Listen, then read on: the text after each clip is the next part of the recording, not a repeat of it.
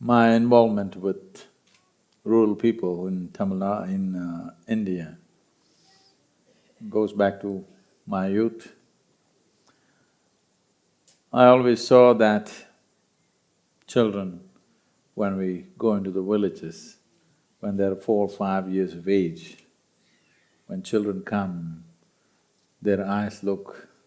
when a bunch of them come, their eyes look like galaxy, full of shining stars. But I also see that by the time they become 13, 14, 15, that sparkle in their eyes is gone, and there is a certain sense of hopelessness, there is a certain sense of feeling somewhere, probably unconsciously, they know life is not going to get any better. So, having seen this for many years, I thought we should do something about it, and we started this range of schools across southern India. Today we have schools which are simple, but in terms of quality of education, they're as good as any school in the city. So very high quality education in very simple atmosphere, we are managing to deliver because of the love and dedication of many absolutely wonderful people who come from all over the world to make this happen. And I see here many dedicated people, and they've been telling me about this school for some time. In many ways, the school also was very instrumental in me making this trip to Africa. Being here today, I cannot say I'm very conversant with the education system in Uganda, I am not. But the problems of the people everywhere in the world is same. Maybe small details are different, but fundamentally, human aspirations and the troubles and problems that they face are fundamentally same. In a land like this, which is rich in terms of life, education needs to include dimensions and aspects which will teach people how to live well here. Everybody need not be exported to an industry or some other place, because largely our education systems were created to produce office-going people, not farm-going people, not people who are in tune with nature. I have to say this. Educated people have caused the maximum damage on this planet. So it is definitely not because of ignorance, but a certain arrogance that comes with education. So I hope here in rural Uganda, we bring education which takes away this arrogance, allows us to be one with nature, one with Mother Earth. We are just a part of it. Whether everybody is conscious of it all the time or not, we're just a small pop-up from the planet. Today we are here, tomorrow we are gone. Countless number of people walked this planet before you and me. They have all become part of the soil. We also will become. Only thing that is left for us is, before we leave, will we leave this little better than the way it was given to us? This is the fundamental responsibility that every generation has. And school or education or an organized effort to influence the children in the right direction is a very key element. I am very touched by the effort that's being made here.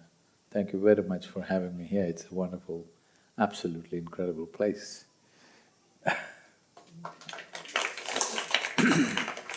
Thank you, Sadhguru, for those words. And Juliet, would you like to address the audience, please? Thank you very much, Margaret.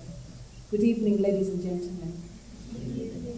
Musibire Mutta, Abanyoro, Nabachara, Mwebale Kubahamu, Naitoro. I'm really honored and humbled to be having an in-conversation with the Sadhguru about something that I love, and that is education on children. I'm very grateful to be here, and I can't wait for us to start. Sadhguru. Thank you, Juliet. Sadhguru, when you were a child, what did you like most in your school? What did you enjoy most when you were in school? Oh, it's best you don't talk about my schooling.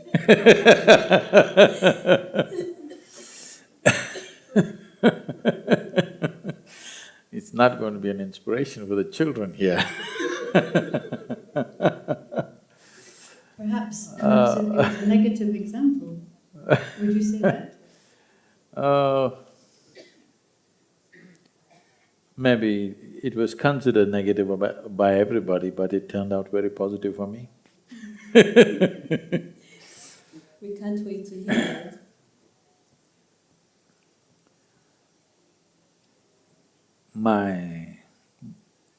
I must tell you, when I went to school, I went in a very strange condition within myself. When I was about 4 or 5 years of age, I realized one day that I just don't know anything. When I say I don't know anything, I did not know anything at all. That is, if you give me a glass of water, I would not know what is water. Well, I know I can drink this water, it'll quench my thirst, and I know in many ways I can use it, but I don't know what it is. The fact of the matter is, though everybody is acting educated in the world, with all the scientific exploration that we have done, we still do not know one atom in its entirety, that's a fact. So, if I find a leaf, I could stare at it for 5-6 hours. If I sat up in my bed, I would be staring at the darkness for the entire night. My problem is, if I look at this, I don't know what this is, so I was unable to shift my attention to something else. So one thing that happened, the realization that I don't know anything, brought me a very intense sense of attention. When I say attention, probably most people never pay attention like that. So in this condition, of course, they sent me to school. And the way I was staring at something or the other, my father being a physician, started thinking that I need some psychiatric evaluation. He would say, this boy is just staring at something all the time. What's happening to him? He's lost it. My problem is, I don't know this, so I'm unable to look at that. I remember the school days, my father was an academically very high excellence. So he is very disciplined and a disciplinarian, at least he thought so. So if they give me a textbook to read, if I find a small speck on the page, some blemish on the page, I would stare at it for hours on end without reading a single alphabet on the book. So in this condition, I'm in school and my mother said, you must pay attention to the teachers. Well, I went and paid attention to the teachers, absolutely. The kind of attention that they would have never received. To an extent, I would pay that kind of attention to them. I would know their past, present and future, but I couldn't hear what they were talking about. And initially I sort of understood what they were trying to say, but after some time I realized that they were only making sounds. I was making up the meanings in my head, because language is a kind of a conspiracy between two people. Even now, I'm only making sounds, you're making up the meaning. If there are people who don't understand English language, As far as they're concerned, I'm only making sounds, isn't it? Or if I start speaking in one of the Indian languages, we have 1300 languages in India. If I start speaking in one of those languages, as far as you're concerned, I will be just making sounds. So when I realized they're making sounds and I'm making up the meaning, I stopped making the meaning but still paid attention to them. Hour after hour, teachers came and made sounds and went back. This became very amusing for me and a big smile spread on my face. But they were not amused at all. So my schooling went like this. Slowly what I realized was, they were coming and talking, but whatever they were saying did not mean a thing to them. And I developed this attitude that if it doesn't mean anything to them, why should I listen to that? So I went to school only when it was absolutely necessary. So sometimes you did go to school? No, sometimes I went. So most times you didn't go to school? So, the sport was the only thing that drew me to the school. Probably either I was up on a tree, where I realized many things about life, or if I had to go to school, I was either in the sports field or in the library, but barely ever in the class. So, my education is not an inspiration for anybody, but one thing that happened to me was, I developed a phenomenally keen sense of attention. And what I have known and what I have realized and what has blossomed in many ways in my life is just this attention. If you pay enough attention, there is nothing in the universe which will not yield to you.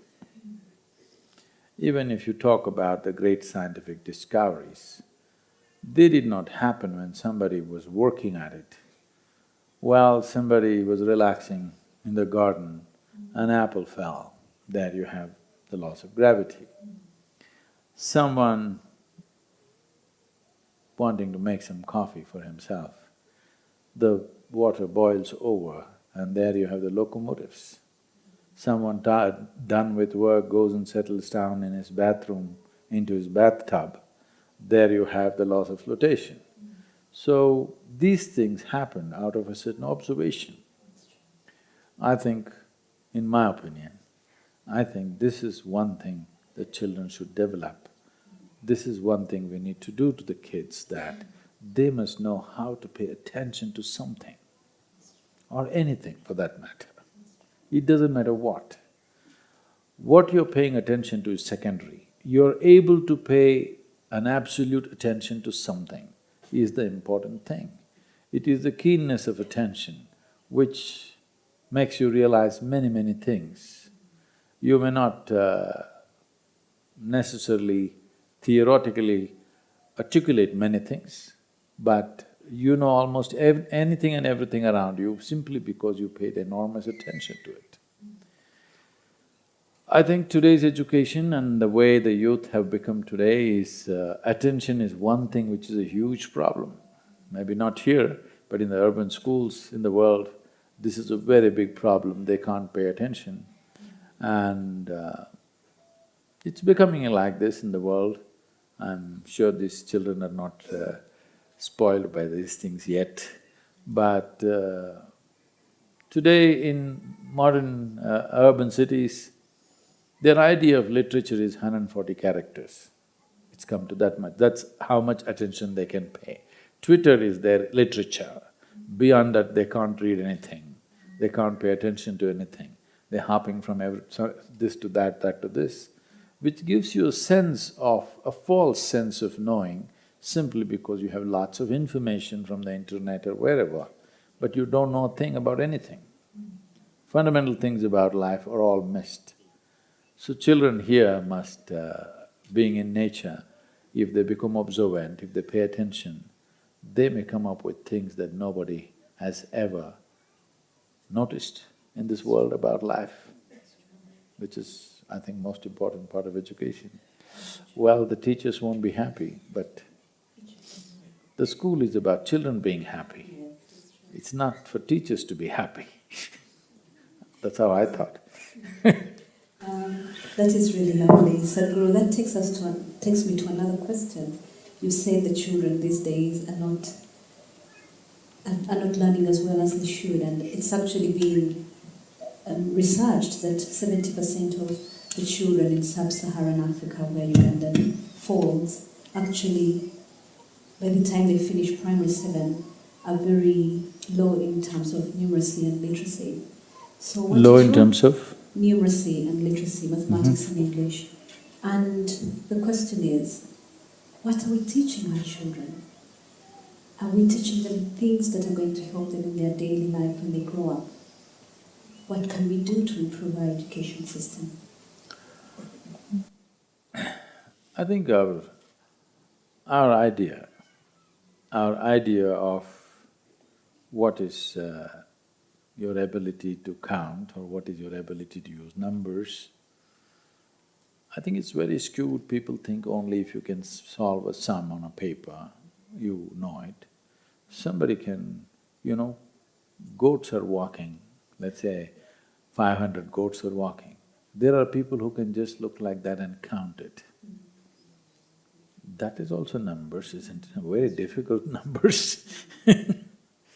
So, our modern education is mainly aimed towards producing people who will sit in offices. I think we also need to produce a whole lot of people who can be on the field, who can do things in the world in a different way than just paper pushing. So,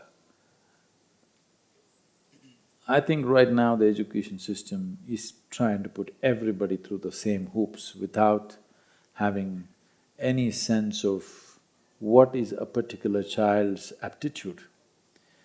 There is no system to gauge aptitude. Everybody is put through the same things, and if you're not able to do a particular thing, you get branded as a dull child. I must tell you this maybe. My father being a physician, being in India there's only one, now things are changing, but at least when we were growing up, education means you must become a doctor, okay? If you're a failure, you become an engineer, all right? If you don't do that, you're illiterate. That's how it is understood. Now, of course, they've all become IT professionals information technology has become big. Otherwise, when we were growing up, education means medicine. If you fail, you become an engineer. If you don't do that, that means you're nothing. So, that's definitely my father's view also, because he is a physician and his idea of life is that you must be a physician.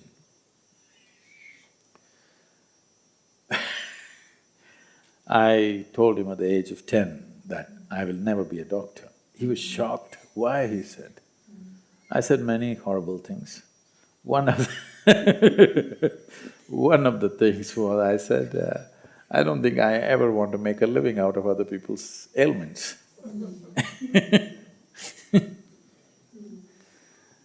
So, when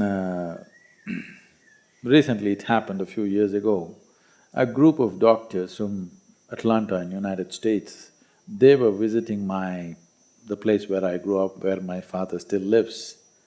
I did not know they were visiting that town. About 30-40 of these doctors were touring there, and they wanted to go and see my see my father without telling me. So I would have warned them. But they went there and obviously they started asking, they want to know about my childhood and everything, because now they're very influenced by me. So they went and asked my father, we want to hear as much as we can about Sadhguru's childhood.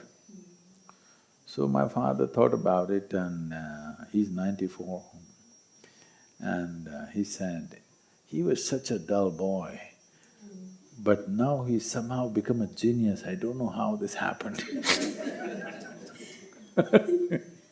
So the moment you cannot do those hoops that they have set up for you in the school, you become a dull boy. What else you can do? Nobody explores. You must be able to do this, this and this, otherwise you are a dull boy. Maybe you are able to do something else, but nobody is interested in that. So, I think, especially in a rural scape like this, allowing children to explore many things and teachers paying attention to the children as to what is their aptitude and accordingly guiding them would be far more useful than just giving this thing that everybody is going to dress in a certain way and go sit in an office. It's not necessary. Everybody should go and sit in an office room behind a table. That's not the only way to make life. And those who never sat behind a table, they are the people who provide food for us, they are the people who nourish this planet and this world and the humanity. So I think equal regard, equal respect must be given to those people. We have a business conference every year in the month of November. There were 200 very high-flying CEOs last year. They were all talking about big things, all of them are MBA, many things. They are highly educated people, successful in industry and business. So something came up and I was telling them, see, I will give you a fertile piece of land and I'll give you a book, how to grow a particular crop. 10 of you together, get together and grow one crop, let me say. You cannot, because it takes a completely different kind of intelligence, attention and application to take food out of mud, Takes a lot. It's a certain intelligence, it's a certain education, but somehow we have made it like if somebody is working with the soil, he must be uneducated. If somebody is suited, booted and sitting behind a table, he's educated. Our idea of education is very skewed and it is not productive in the long run, it's not a sustainable form. If everybody on the planet gets educated like that, nobody will be doing the fundamental things which need to happen. It's the uneducated people who are feeding us. So I think what you're saying, Sadhguru, is that we need to broaden our education system 100%. and make sure children are taught as individuals rather than as a group. Yes. To explore their potential as individuals. I think that's what you're saying. Yes. If we do not explore that, you will… See, it has become common for people to refer to themselves like this. They will say, I am a product of Eton, or I am a product of this particular university, whatever. So you're admitting that you're a product. So, a product can be packaged and sold and whatever, but a product will not grow. The idea of a school is to cultivate a child in such a way that the child can grow to his or her full potential. Potential need not necessarily mean going out and making so much money. Potential means as a human being, you became a full-fledged human being and whatever you do is of a certain quality because of your involvement and your attention. Education as information is just a little bit of addition. That's true. Actually, as Sadhguru, in Uganda, and I believe everyone will agree with me, some of the people who are doing very well are not necessarily the ones who are sitting behind the tables. Would you agree with me? We have some wonderful musicians, we have some wonderful people doing very many things in the country, and they are not necessarily wearing the jackets and sitting behind chairs. So I agree with you entirely. Thank you very much. In Uganda, and like many other countries, and I would imagine India as well, we have a challenge of having enough resources to educate our children. We would like them to have lots of material to work with, which we may not necessarily have. What would be your view on how best we can use what we have to improve the learning and to enable our children to take the world to another level at the end of it all?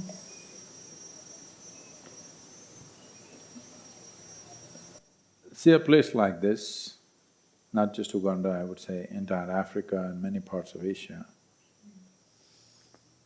if there is no external financial help, I don't think this generation can benefit from education. You cannot provide what is needed. It may take another 10, 15, 25 years before these nations can provide for themselves. Outside help is needed. And there is enormous amount of resource concentrated in certain places.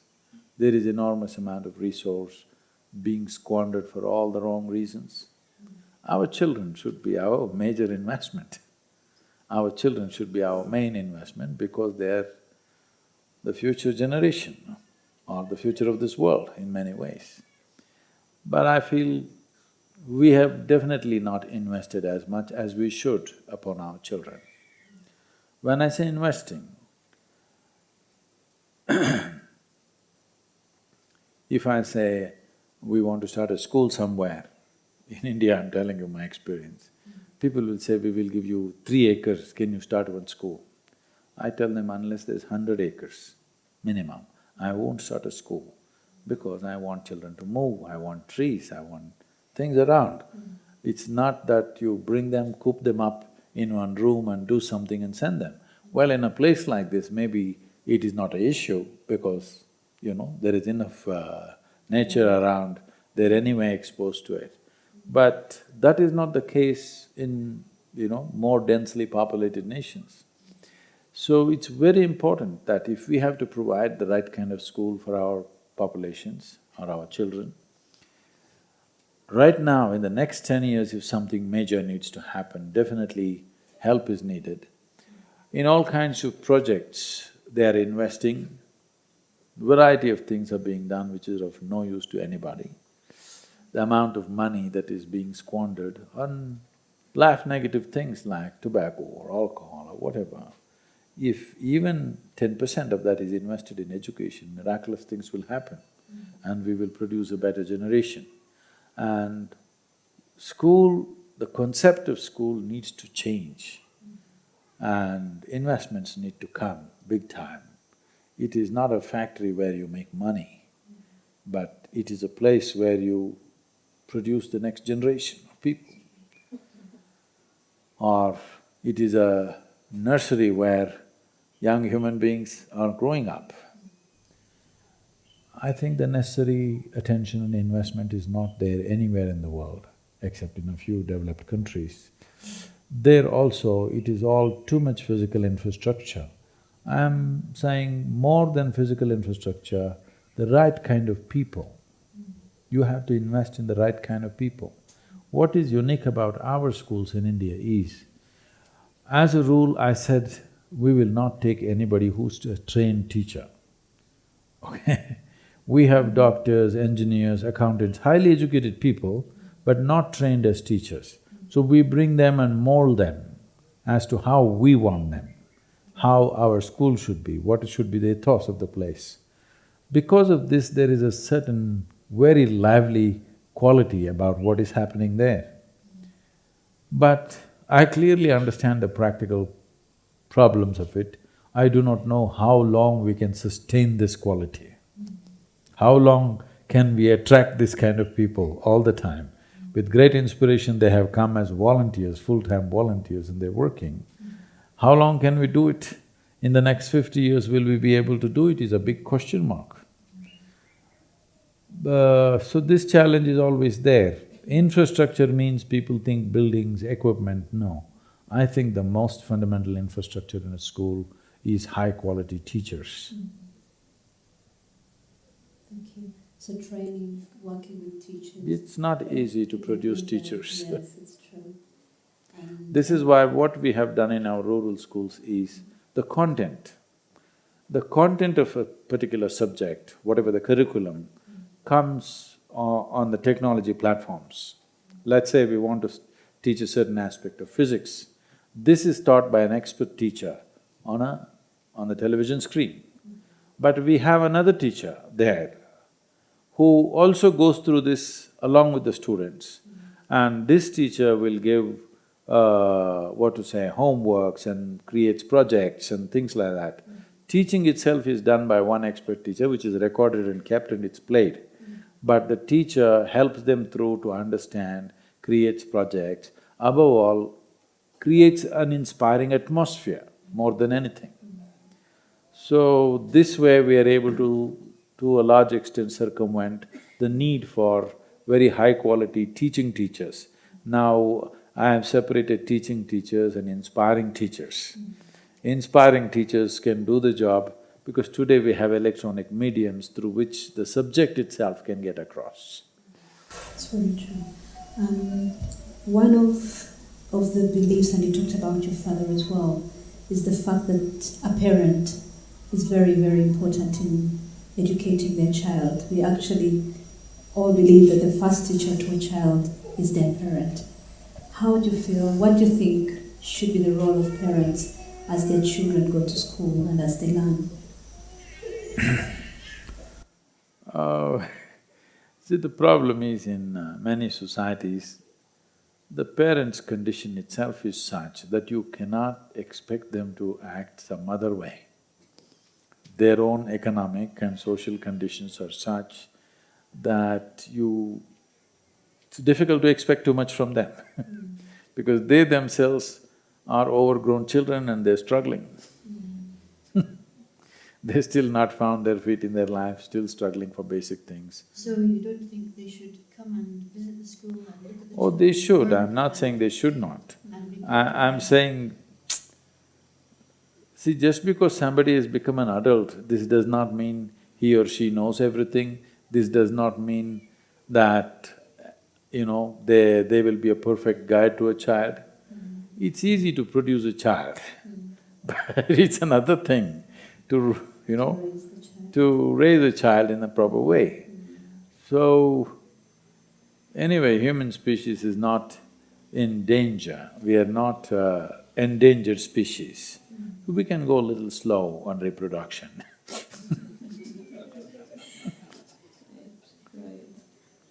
So that the children that we have, we can do the best for them.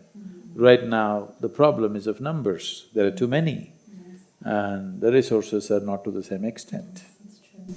Just for you to know, in the Ugandan context, I'll look at cases here, for example, in Kampala, we have schools that have over 100 children in a class, over 70 children in a class, with one teacher to work with them. So you can just imagine what it means for that teacher to reach every child and to work with every child and enable them to acquire the knowledge that they would like them to have. So it is If the teacher doesn't lose his or her mind by the end of the day, in the process. it's a feat. And with a very low, salary at the end of it all. I believe very strongly, Sadhguru, that you believe in pluralism. You believe in people working together and loving one another. Would you like to say something more about that in terms of education and how we should bring children together and love one another?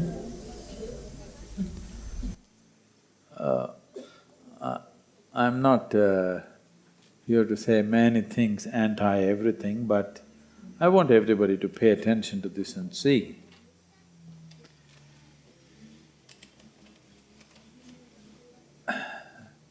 In many ways, modern education has become the tool for exclusivism. The moment you get educated, you can't really get along with anybody. You want your own space. People who are not so educated can live together very effortlessly. 10 people can be in one place, but the moment you get educated, you cannot be. This is happening because we're employing only one dimension of our intelligence, which we call as the intellect. Intellect is only one aspect of intelligence, but we have created an education system which is purely intellect-based. The other dimensions of intelligence are simply not made use of. To just to tickle you a little bit about this, all of you. See, right now, what you call as intelligence is a combination of what you call as your mind is essentially a combination of memory and intelligence. Yes? That's how it's normally understood. So if you go by memory, every cell in your body has far more memory than you can carry in your brain. I'm sure nobody here remembers how their great-great-great-great-great-grandmother or grandfather looked like, do you? Anybody? No. But his or her nose is sitting on your face because your body remembers. Your body remembers how your forefathers were 1,000,000 years ago. It's not forgotten a thing, isn't it?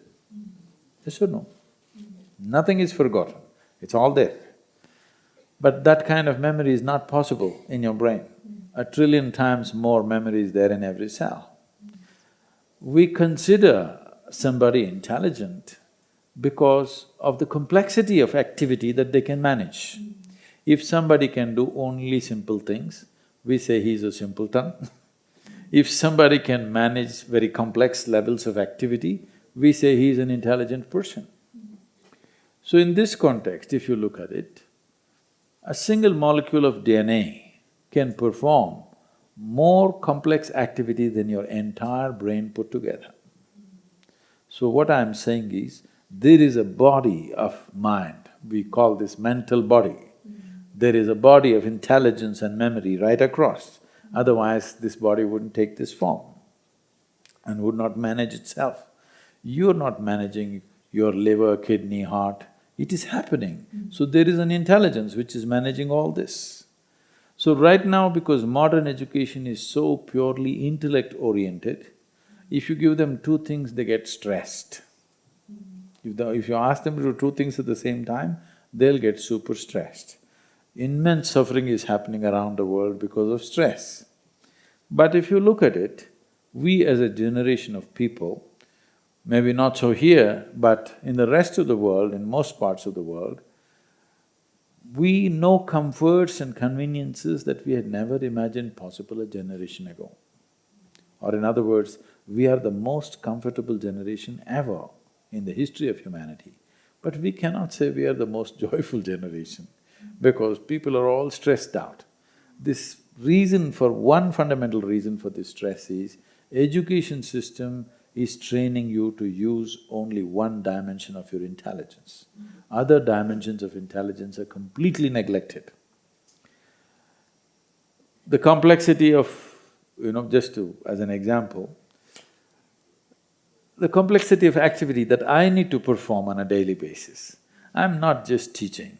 I have to run a dozen businesses, I have to run huge projects, international projects, run centers and the programs going on everywhere, and it's all run by volunteers. Conducting such major activity or such large-scale activity with volunteers is a sure recipe for madness because nobody is trained for the job, that's one thing. But still you have to get the best out of them. Another thing is, you cannot fire them for inefficiency because they're volunteers. Another thing is, anytime, whenever they feel like it, they will just drop the most important activity they were doing, just like that they'll drop and walk away without notice. They don't have to give notice because they're volunteers. If this happens to anybody, most people would go crazy, okay? But I will definitely not die of stress, okay? Because there's no such thing in me. I may die of exhaustion because of too many things happening. Stress will not happen because I have a way of thinking with my entire body. My brain is most of the time empty, doesn't do anything. I think with my entire body. I don't have to have a single thought, but everything is thought through in a certain way. Every human being is capable of this, but we have trained them to do circus on one-point circus all the time. Only intellect is being employed.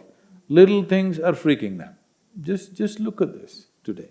If you go to Western societies, particularly in America, childhood is very stressful because you're a child. Adolescence, super stressful because you're growing up.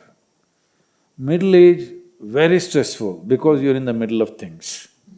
Old age is stressful because it reminds you of your grave. When is it not stressful? Every aspect of life you have found a way to suffer, not because of anything else, simply because you are employing only one dimension of your intelligence. Other dimensions are simply untouched, unexplored. When you say there are musicians, artists, craftsmen, they have a different kind of intelligence. He may not know how to add 2 plus 2, but he will do a beat which involves phenomenal arithmetic or mathematics involved in it, all right? So, there is also another way to do things, but because we have structured education in this way, I think we're crippling human intelligence in so many ways. And in a place like this where that much contamination has not happened, I think structuring education in a way that children can get to use the larger dimension of their intelligence would be phenomenal. But at the same time, as I said earlier, the biggest problem is quality teachers. It's not easy, not easy at all. So do you think you could introduce this to young children, this way of relieving stress? Or Definitely. using the whole body, and how do you do that, Sadhguru? If necessary, I can send some teacher who can start with a simple process called Upayoga, that means pre-yoga, just learning to use your body in a certain way. If you do this for a period of time, gradually you will develop a sense of knowing things through your body. I don't think this is new. People who lived in the tribes, people who walked in nature, they always used their entire body. They didn't think, they just felt like that. Well, look at the animals. They're telling me that a lion can smell its food 5 miles away. If he's thinking too many things, how to do the next Facebook post, he won't be able to get his food. He's just like that, he just senses it, because body has an intelligence of its own. So do you think this will lead to the level and quality of attention that you mentioned earlier? It is a fundamental. How many will get there? It always… Right. In Uganda, and I could speak for KCCA and the schools in the city, we are having this whole challenge of children being in school for very many hours. So that is something I want to stop. Children go to school from 5 in the morning and go back home after 6, and they have heaps of homework, and they're not playing, they're not having fun. Just the other day I had to have a press release to say, look, we don't want the children to go to school during the holidays. We'd like them to have their Saturdays. But the parents won't like it. Learn from their parents. But the parents won't like it. They would rather have them in school. Yeah. So I believe, and I would like to hear from you, Sadhguru, that children can actually learn, can be very brilliant academically if they're given a chance to do many other things, to be creative, to be imaginative, to have fun, to enjoy themselves and being children. Would you say the same thing? And I've heard you say that in our conversation. So we have 3 different types of schools. The rural schools are run in one way. We have another school called Isha Home School. Here 20 children will live with a couple who are dedicated to their well-being from the age of 6 to 12. They will live with them, after that they go to high school. So almost all the learning happens within the household. Teachers come there and teach English, mathematics, whatever else. Only for the library laboratories and sports fields, they go out. Otherwise, everything is in the house. That's why this is called Isha Homeschool, because it's in the home, everything happens. This is a 7-day school, okay? Because I don't understand why a child needs a break. He doesn't need a break, he needs variety, that's all. If you know how to keep him interested with variety of activity, going and lying down and sleeping in the afternoon is not a child's way, that is an old man's way. Yes, because this is fresh life, this doesn't need a break, this wants to live, isn't it? Only thing is, if you bore them with your textbook, then they want a break. That's true. So we don't have a weekly holiday.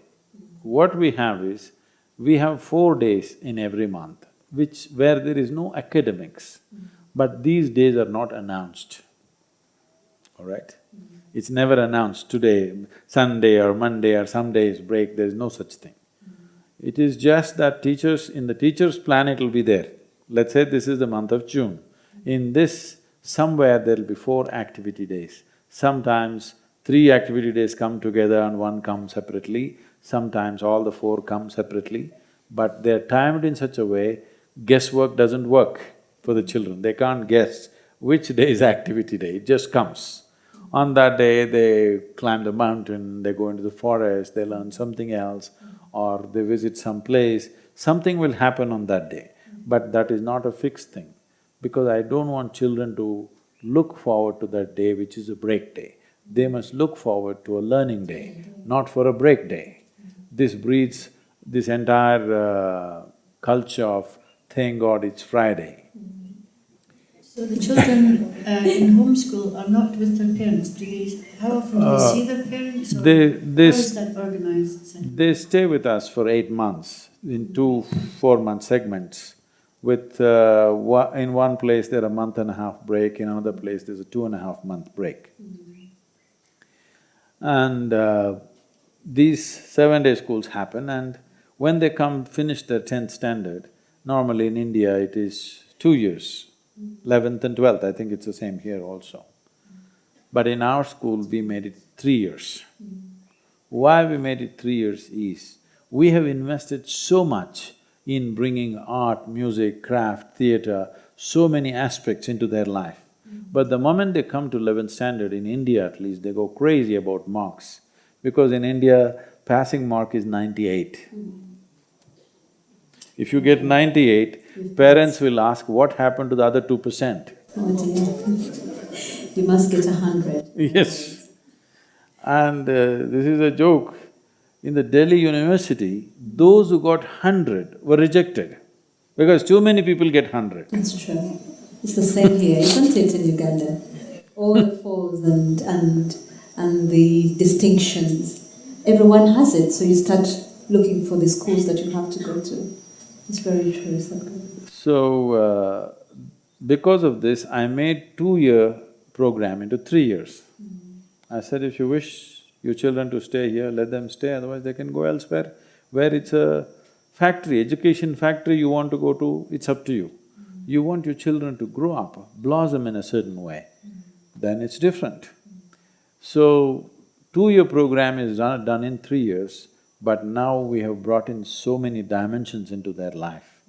There's enormous amount of involvement in sport, music, art, theatre, industry, business, leadership. Variety of things are brought into their life which would not otherwise happen. So when they finish their 12th standard in 13 years of education instead of 12, they're coming out much more mature, involved, with a variety of talents. And if you give them that 1 year, they will make very revolutionary choices. They're not all like an assembly line going to the university and doing just that everybody else wants to do. The job-oriented approach is much less in the child if you give him that little extra time to explore his own talents, to explore his own aptitude as to what he can do best. So, we have taken this liberty of adding those holidays we have taken, weekly holidays we have taken off, and we added one extra year to education so that they blossom as much wholesome people rather than just coming out as products. So you would say that your system or systems, because you've got your rural schools and the home schools, would you say you're satisfied with the design and the way the children become at the end of your school? Children are turning out fantastic. Every time I go into this school, I always wonder why I did not go to a school like this. Because as I said, I only went there when it was necessary. They sent me to whatever good schools that were available. They did not send me to bad schools. But the good schools are the terrible schools usually. It's true. The very good schools are quite terrible. Can be challenging, it's true. So, technology, you talked about technology a while ago, and I know that it can be very good or it can be really a danger. What are your views on how we can involve technology in the teaching and learning of our children? As I said earlier, in a remote place like this, technology can be used with a very positive impact on the children to bring quality education. See, to find a high-quality teacher who will teach physics or mathematics in a place like this, I know what it is, all right? But you can bring high-quality stuff of the same curriculum can be brought. The best teachers that we have can teach here, but the teachers here just have to learn how to take it further, whatever has been taught, how to give projects, how to give homework, how to make them, do something more practical about it. If they focus on that, then you would have, even in a most remote place, you would have high-quality education. I think we must make use of technology, it's very important. But I believe you would agree with me that we would also have to be very careful so that our children don't become slaves to technology, they don't have cyberbullying, they don't go to watch the wrong sites. We protect them. So we're beginning to think technology is dangerous. No, technology is fantastic. It is just that we have produced human beings who are compulsive about everything. If they start eating, they don't know when to stop eating. If they start texting, they don't know when to stop texting. If they start looking at something, they don't know when to do that. So this is not a problem of technology, this is a problem of compulsiveness. So to bring that consciousness, that's why I said we could send some people to teach them some Upayoga, which will bring awareness into their system, where they'll do everything to the extent it is necessary, not more of anything. So, this idea that technology can corrupt people, no, they get corrupted whichever way, with whatever there is. Thank you. Thank you very much indeed, Thank you. Sadhguru. Let's give Sadhguru a round of applause, please. And for Juliet also, a round of applause for Juliet. And I'm going to ask Juliet to ask a closing question, and then I would like to invite Sadhguru to say any word that he has on his heart to share with us, and also Juliet. Okay. So Juliet, your closing question, please. I have an interesting question. It's related to what I started with, and you've talked about teachers. In those few occasions when you went to school, or when you attended school, did you have any teachers that inspired you, you can remember and you really feel happy about? In front of children, don't make me say all this. Perhaps we could expand it to a person, a teacher or a person who inspired you. There was a teacher. This was her first year in school. She just finished her education, and first year she's come to school. I'm probably 12 years of age. I'm in the 8th standard, so I must have been 12. So, this is her first day at school. She's a bit nervous, and in India there is a way of wearing saris which are cotton and they're starched to make it little stiff, like that. So she wore a white starched sari and over-enthusiastic to impress upon the children and walking up and down the class and teaching. But I have my own impressions. So when she came, stood next to my desk, and she was saying something, I opened my pen and let my ink completely on her starched sari. Starched sari just absorbs ink. It just spread on her thing. Then, without knowing, she was walking up and down with a big patch. So everybody was giggling and stuff. Then I was sitting there with a very serious face.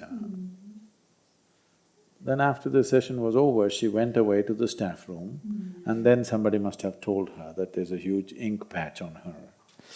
Then maybe somebody, one of the students yes, told. So then in the lunch hour, she called me to the staff room.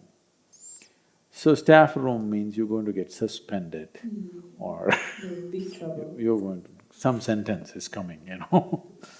Then I went there. She called me by name and she asked me to give my pen to her. I gave my pen. She took out an ink pot, filled my pen, put it and gave it to me. I said thank you and I came back. This developed a very intimate relationship with my teacher. We became so close, so very close we became. And suddenly I got deeply interested in English language.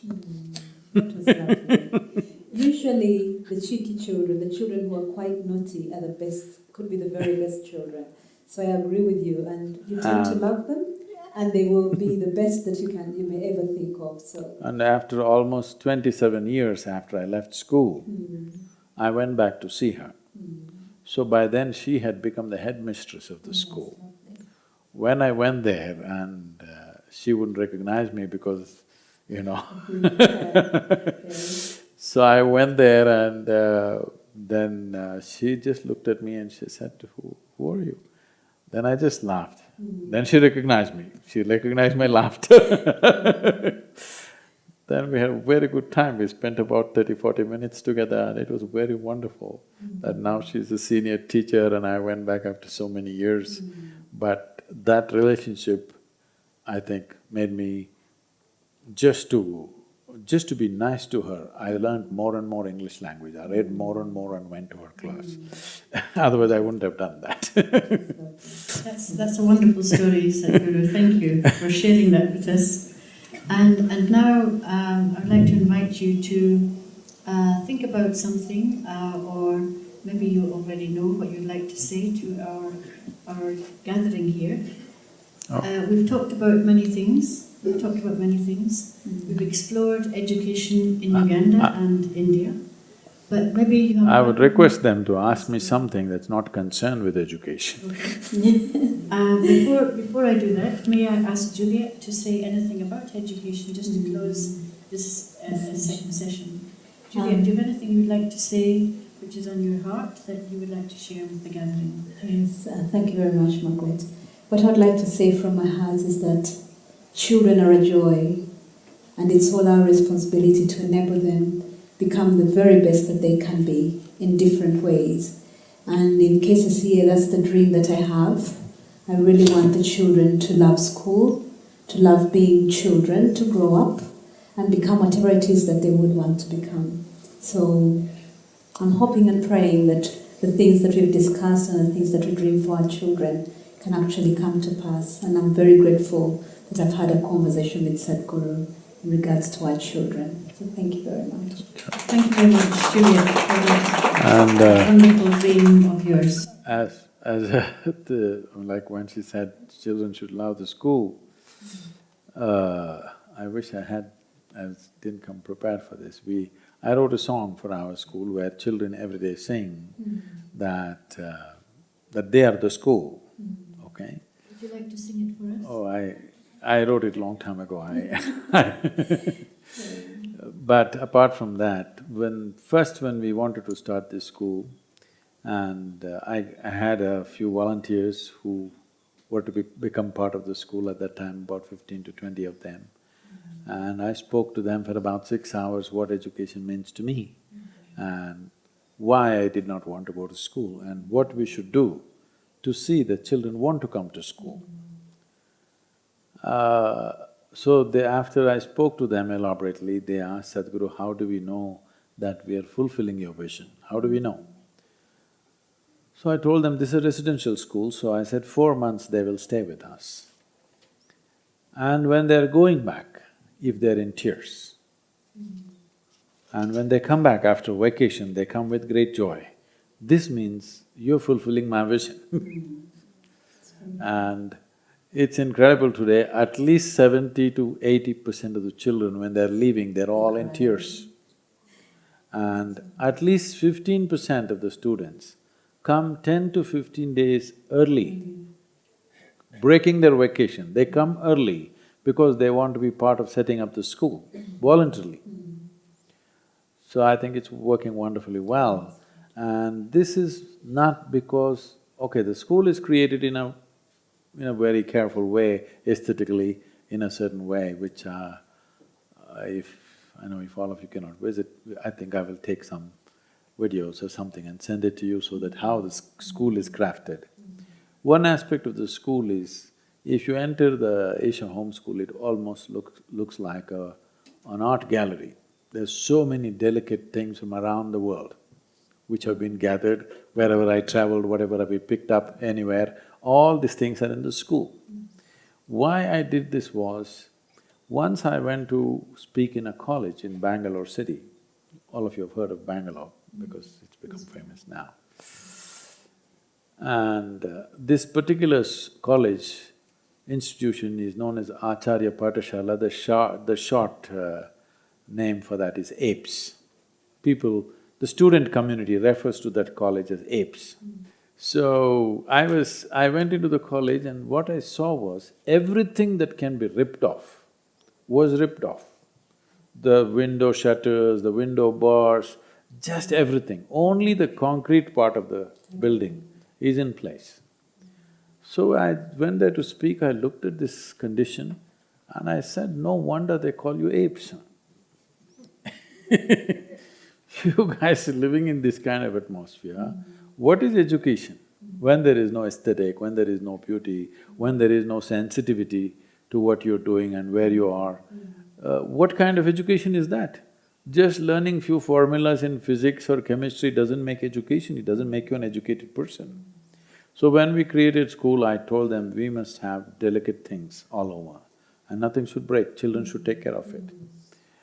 The incredible thing is in the last 10-12 years, they haven't broken a thing and they take care of it and it's kept like a temple, okay? I think that's very important to bring that into the children's life, that they learn to live in the school. Thank you, Sadhguru. Thank you for those words and reminding us all of what's important in life. Okay, I'm Prince David Kijanangoma Utoro, and this question goes to Master Sadhguru. Master Sadhguru, when we are growing, we have some personalities in the world that give us direction or inspire us. Now, for instance, myself, when I was growing up, I was inspired by Einstein and Sigmund Freud. I'll talk a little about Sigmund Freud because of the cognitive theory, since we are talking about children growing up. To you, which personality inspired you when you were growing up? One thing, the only one thing I did with my life is, very early on, I realized that everybody around you, adults around you, they're all trying to teach you things that have not worked in their life. So, as a child, how you were when you were 3, 4, 5 years of age, how joyful you were. Because after all, human beings, in everything that they do, they're doing all this in pursuit of their well-being, isn't it? Every human being in pursuit of their well-being. But 5 years of age, how you were, and today how you are, Are you more joyful or less joyful? I'm asking. Right now? No, compared to how you were when you were 5 years of age. When I was 5 years old, it was very joyful. See, at that time somebody had to make you unhappy.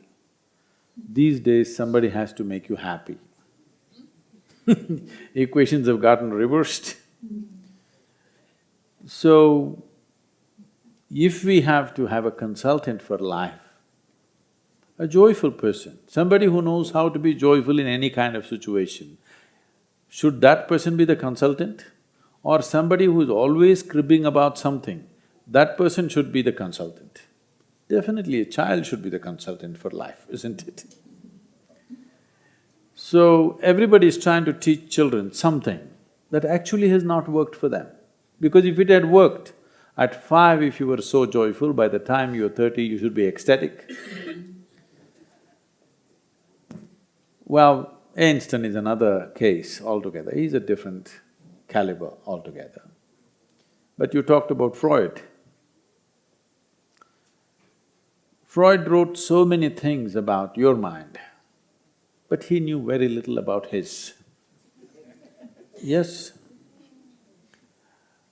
He was so paranoid about death. One thing, I'll just tell you an example. He desperately wanted to visit Egypt because he wants to see those mummies and the pyramids and the stuff. But he was so terrified of going there. All his life he planned, packed, got ready and he cancelled the trip any number of times because he couldn't muster up the courage to go and see this. A man like this is telling you the solutions for your mind. Obviously it doesn't work. Because it's not worked for me, how can it work for you? I have great ideas which don't work for me, but I believe it works for you. You think it's a reality? When somebody is ill, maybe they will help you, but this will not help us to enhance who we are. Now, they've provoked me to talk about my childhood, which is not an ideal thing at all. So, right from the age of 6, I could just go pick up any snake. In India, snakes are largely either cobras or vipers. There are other non-poisonous ones, but these are the poisonous ones. Indian cobra is very… I don't know if they showed you a video or something, they did not, right? It's a very… in its own way, it's an intelligent animal which can do things to you. There are king cobras. If a cobra bites you, it gives you 4.5 to 6 years of… 6 hours of life, which is quite a bit. But if a king cobra bites you, it gives you something like 6 to 8 minutes before you collapse, because it has enough venom to knock down an elephant. So,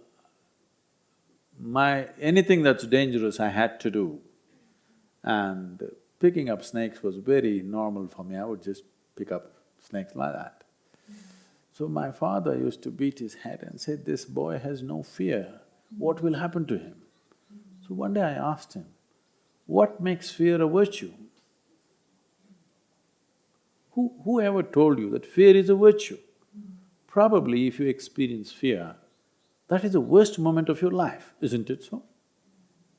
Hello? Yes, it is. Isn't it so? But somehow we've made a virtue out of it. People have become even God-fearing. Yes or no? Somewhere we think fear is a virtue. Once you think fear is a virtue, you have crippled yourself. You have crippled yourself because a mind cannot blossom when you make yourself fearful. But we are structuring everything around fear, somehow to put fear so that you will stay in control. With fear, you may control a mass of people for a period of time, but with fear, you can't make a human being blossom. It'll not happen. People always come to me and ask, Sadhguru, how to control my mind? I ask them, do you want to control your mind or liberate your mind? Make up your mind first. You want your mind controlled? I can have a spoonful scooped out and it'll be pretty controlled. If I remove half your brain, you're pretty controlled, you know that? Yes or no? And that's exactly what we're doing. When we put fear into somebody's mind, in a way we've removed half his brain. He will only function to that level in a mediocre way. So education, religion, family, everything is run on fear. Because somebody is telling us fear is a virtue. Fear is not a virtue. Fear is the most horrible thing that a human being experiences, isn't it so? But countries are run on fear, religion is run on fear, schools are run on fear, families are run on fear. You're supposed to be terrified if you see your father. If you see God, you're supposed to be terrified. If you see your teacher, you're supposed to be terrified. What is wrong with us? Thank you, Sadhguru. Thank you. Thank you so much. My name is Ndali from Kampala. I would like my question to go to Sadhguru. Now that we're talking about children, I would like to know how children should be punished.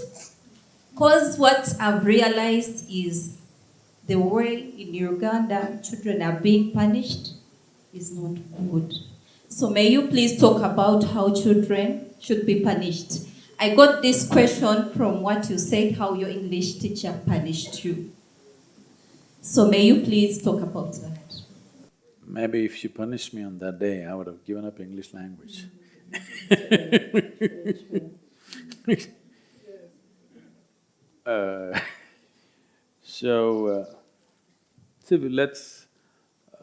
Yesterday, a day before, I was talking to a prominent journalist in Nairobi.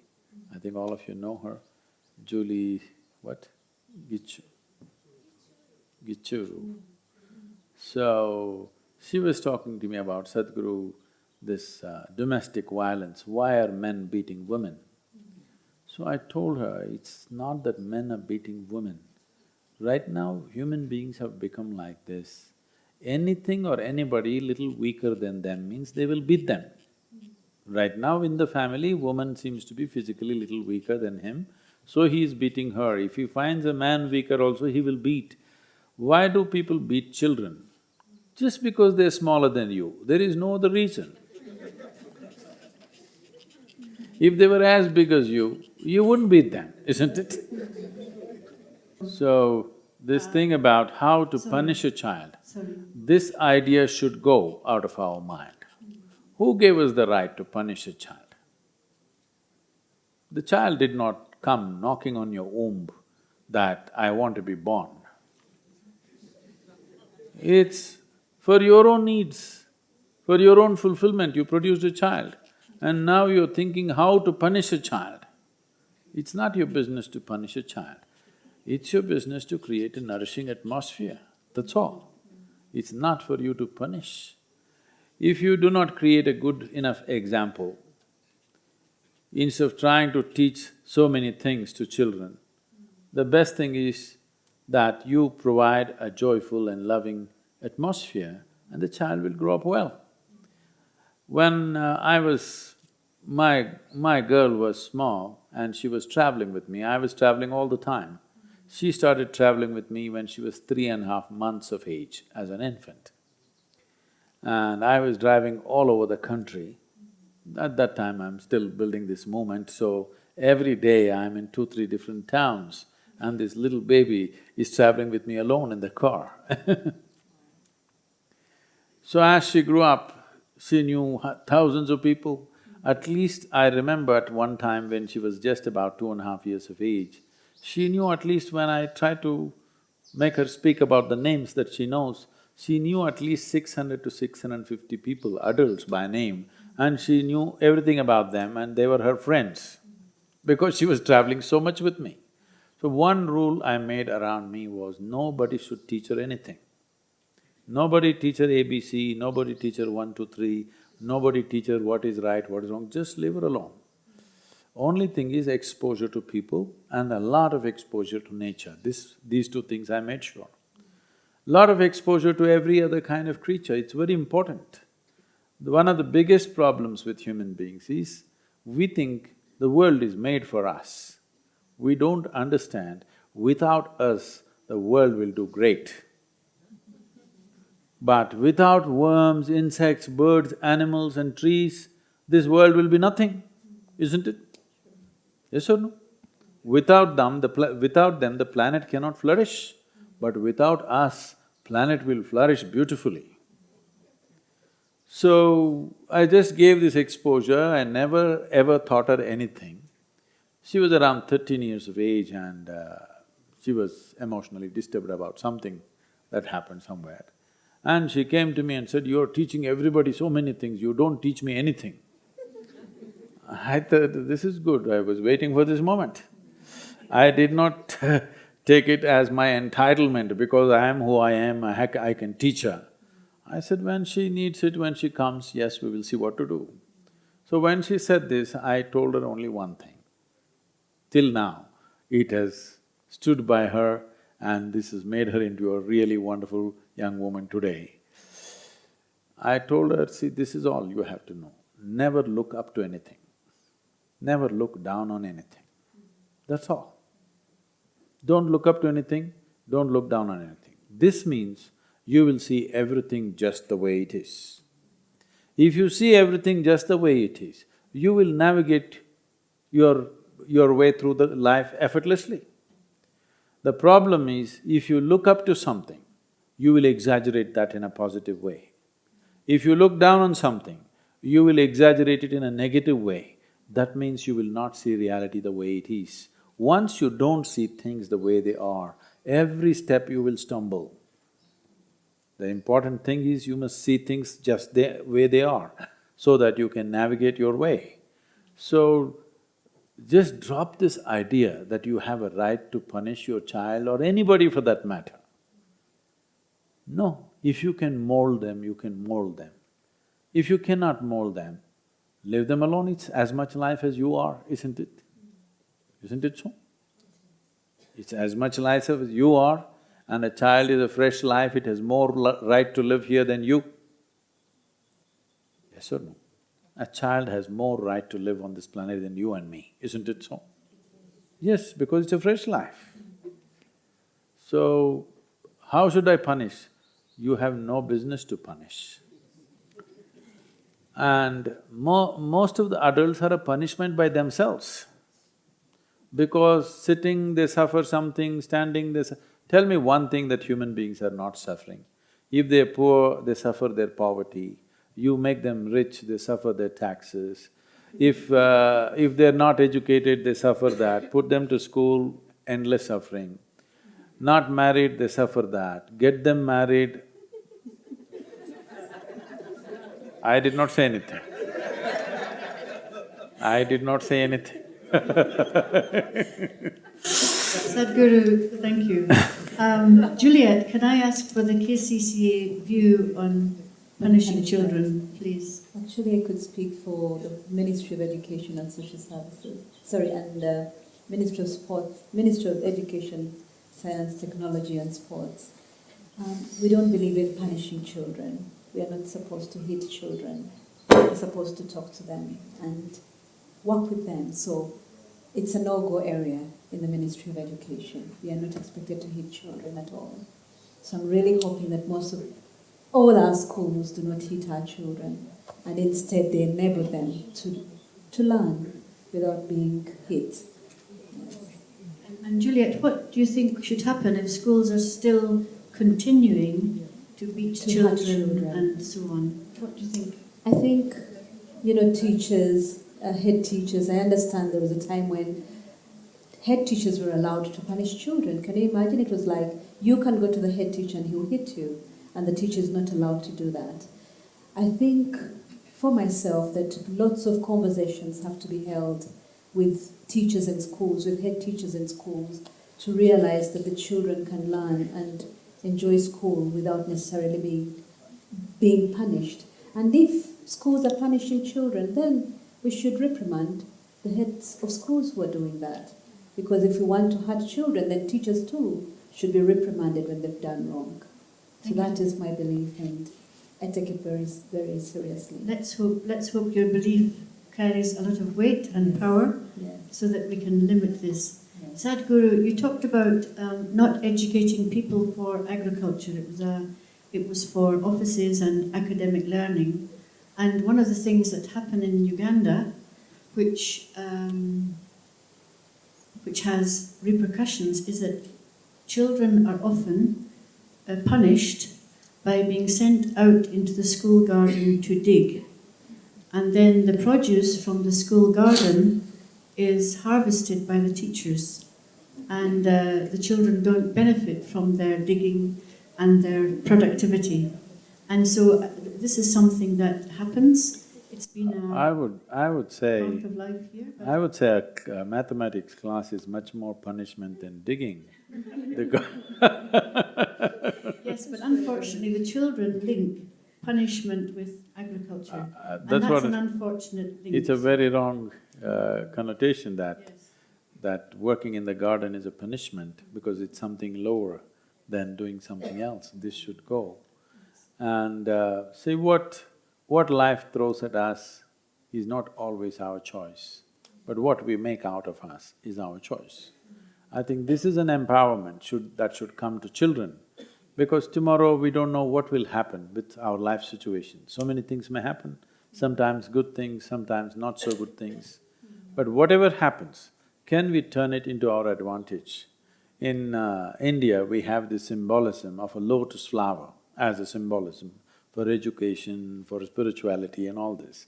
Why this is so is, lotus flower grows best wherever the filth is thick.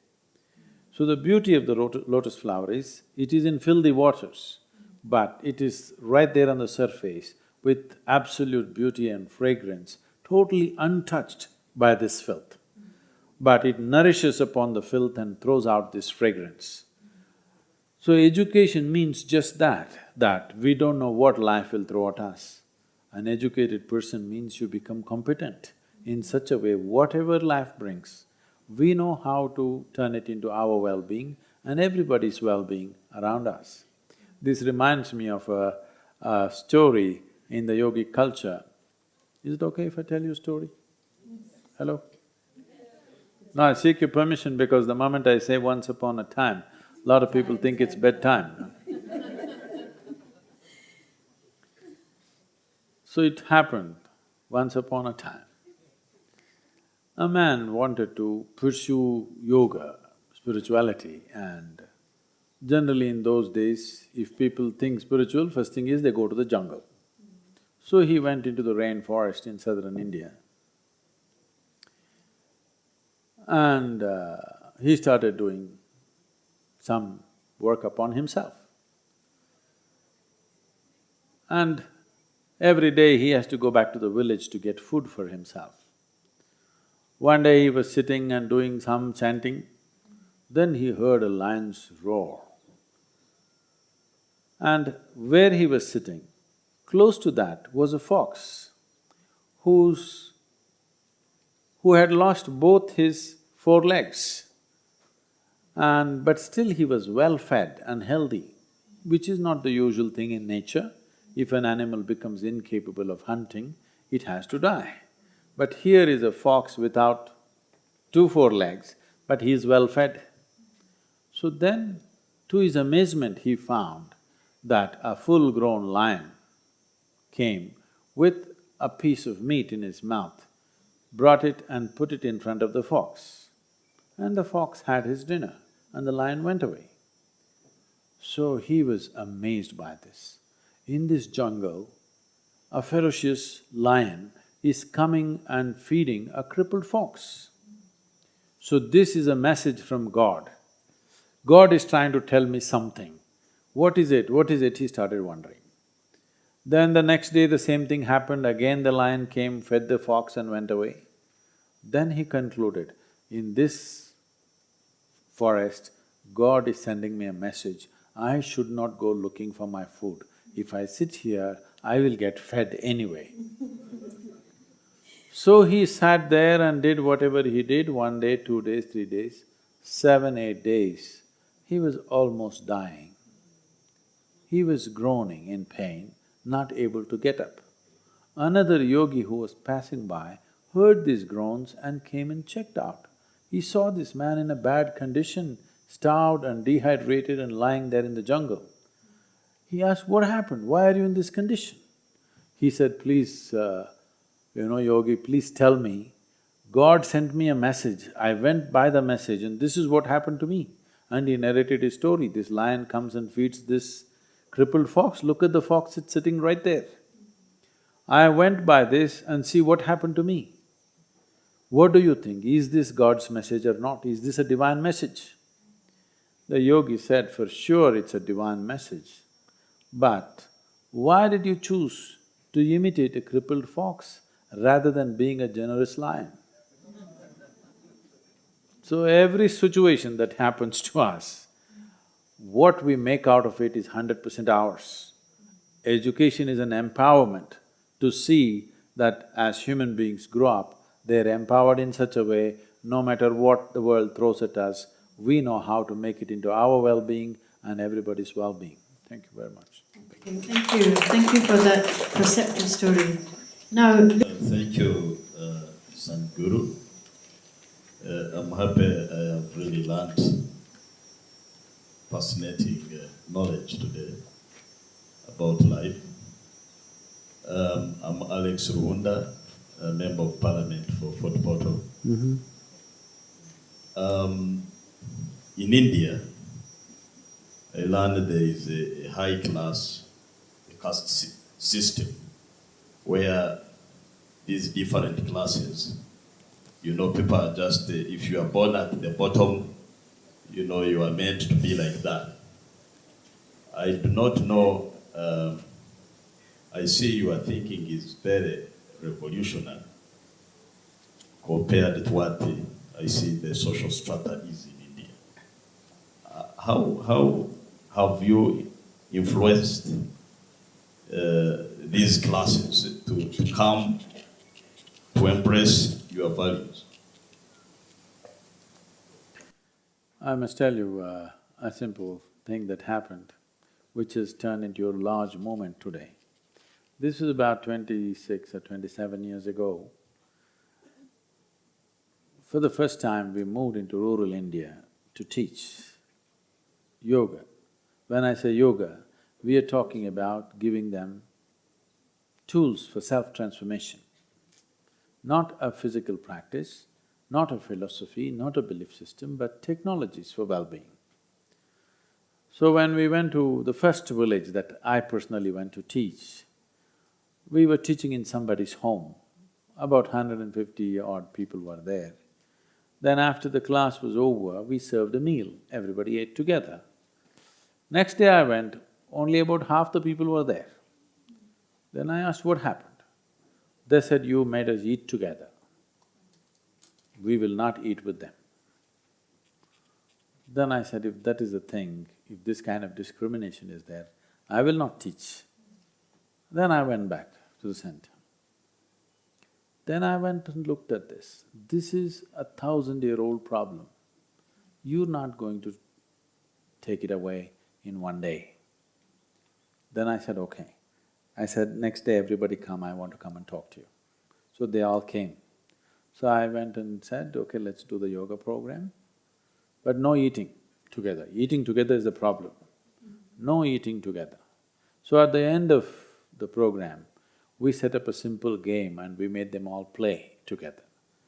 Nowhere, anywhere is it written in the tradition that you should not play together.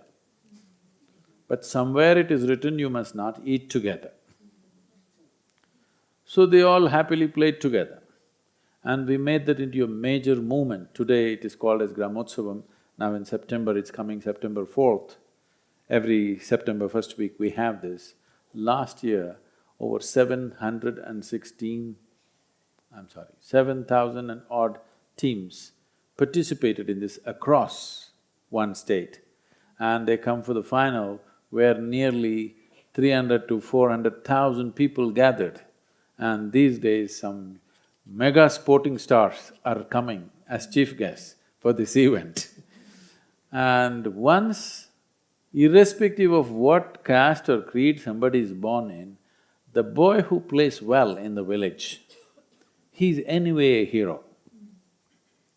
I noticed this in United States of America when segregation was very much in place, and even by law if it was gone, in practice it was very much there. At that time, you may not like the black people, but you have Magic Johnson in your bedroom. You can't help it because he's a sports hero. So sports is a big leveler. So I brought sports into the villages in a huge way. The unfortunate thing is, many of the women particularly, after they are 7, 8 years of age, they've never played a game in their life. When we brought back these games, you should see the level of enthusiasm. I will send you a video. You must see how the villages have transformed themselves just playing these simple games. I think some of you have visited this. This September it will happen, few thousand teams will participate in this, and it's a major event in the state.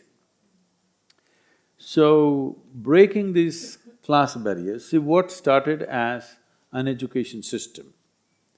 How these things happened was, in the ancient times, there was no schools and universities or skill training centers. If your father was a blacksmith, you are naturally a blacksmith. So if you are a blacksmith, you marry a girl from blacksmith's family, you don't want to marry from a goldsmith's family, because she will not understand what's needed for blacksmith. What kind of food to cook, what kind of preparation in the house, what to do, she will not know. So you marry only a blacksmith's girl. So like this, these systems formed over a period of time. After some time, somebody came up with this incredible idea that a goldsmith is superior to a blacksmith. You can very easily live without a goldsmith. You can't live without a blacksmith, isn't it? But somehow goldsmith became superior to a blacksmith. The problem with human beings is every difference we try to make it into a discriminatory process. It is there, but it is not the way it is projected in the international media. It is there here and there. In some villages it's bad, some villages it is not there. In cities it's totally gone. In an urban center, nobody cares who you are. But because they are stuck in those trades, they're distinctly identified that this is what his trade is, he shouldn't be doing something else. Lot of discrimination, suffering, pain has happened out of it, still happening but largely reduced.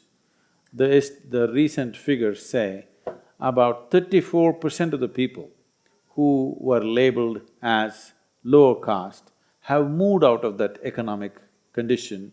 Most of them were anyway landless laborers, so they got educated and moved to cities and found jobs and they gone all over the world. So that discrimination is largely going away. I believe in another 25 years, it should largely come to an end.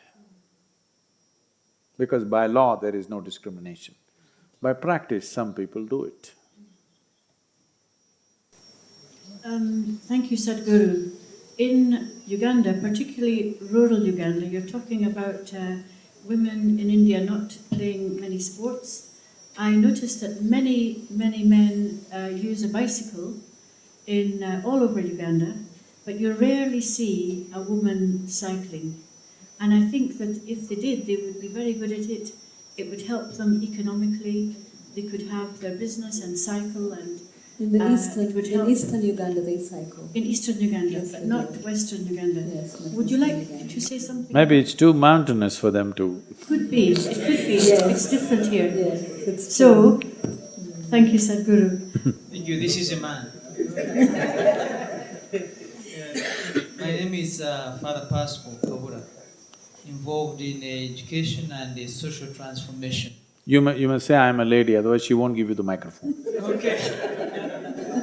Now, just two questions, one to Juliet. Yes.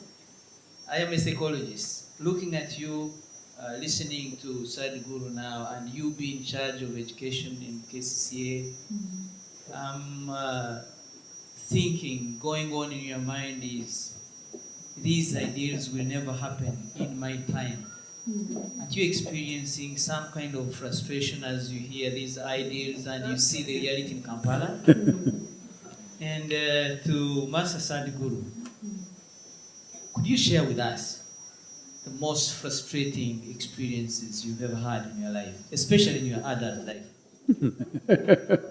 Thank you. What is it? You have a PhD in frustration or something?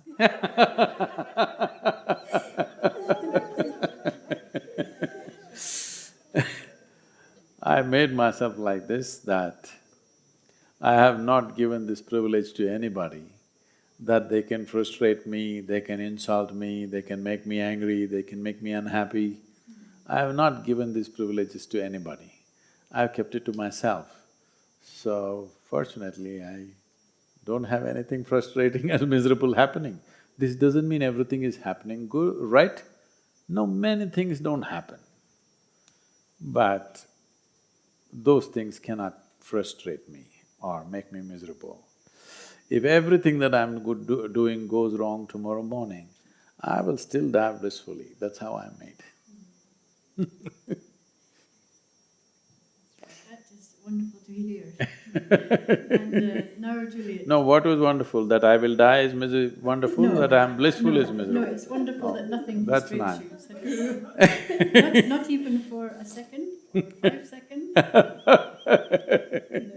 And then it passes. I don't know. So, Juliet, over to you, please. I would like to add my voice to what Sadhguru has said, and I'm not a mistake, I'm not a guru, I'm not any of those things. But I'm a very strong-willed person, if I could say that. I believe that I can make a difference, and I don't ever back down. I'll just give you an example. Can I say something about what has just recently happened in KCCA? We had this school that was demolished by some bad people. And they thought they were going to put us down. They did not put me down. Neither did they put down the ED or anybody else in KCCA. We went back, we put tents up. My children are in tents right now. But in a few days, in a few weeks, I'll be setting up those classrooms again, renovating them or reconstructing them. Those children came to school and I was with them on the first day of school for a whole day. 174 came to school. 300 came back to school by the third day, and I bet you by today we have all the 600 children back. But what does that say to all of us? That the ideas that we hear, the ideas that we want to have in our schools in Uganda can actually happen. Right now I'm fighting, I'll use the word fighting, against coaching in schools in Kampala, against the many hours of school for our children. And I'm not about to back down, because those are the values that we must have in our education system in our country. So good ideas are very welcome, and we must embrace them, and we should never tire to achieve them. That's my dream. And Juliet, does it make you frustrated or not? Sometimes, and I used to say that when I was in the Anglican school as well, sometimes I would want to crawl down under a table, but I stand up. Even when I feel very frustrated or frightened and I want to bite my nails off, I stand up again and say, we will do it.